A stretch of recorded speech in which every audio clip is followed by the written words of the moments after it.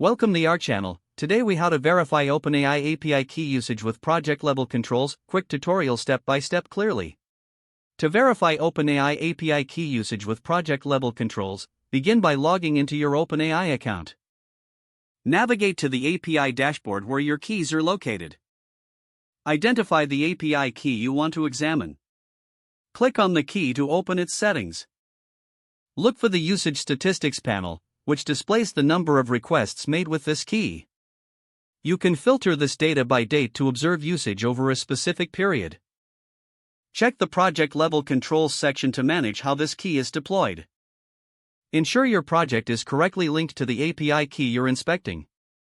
Review the projects that have access to this specific key to ensure it aligns with your requirements.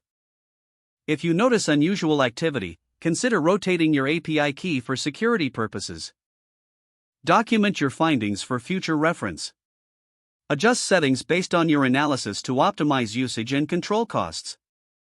Finally, monitor your API usage regularly to maintain effective oversight of your project's resources. If the page does not load, refresh the browser or try again in a private or incognito window.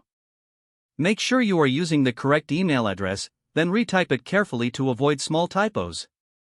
If your password is not accepted, use the reset option and create a new strong password you can remember.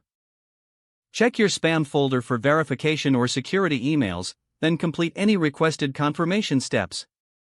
Enable two-factor authentication if available to improve account security and reduce unauthorized access risk. After signing in, review your profile details so your contact information and settings are accurate and current. If you see an error message, note it down and try again after restarting your device and internet connection. Log out when you finish, especially on shared devices, to keep your account and payment information secure. If the page does not load, refresh the browser or try again in a private or incognito window.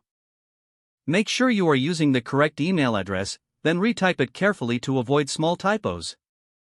If your password is not accepted, use the reset option and create a new strong password you can remember.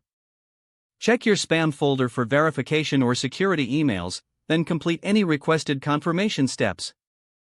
Enable two-factor authentication if available to improve account security and reduce unauthorized access risk. After signing in, review your profile details so your contact information and settings are accurate and current. If you see an error message, note it down and try again after restarting your device and internet connection. Don't forget to like this video and subscribe to our channel for more step-by-step tech guides.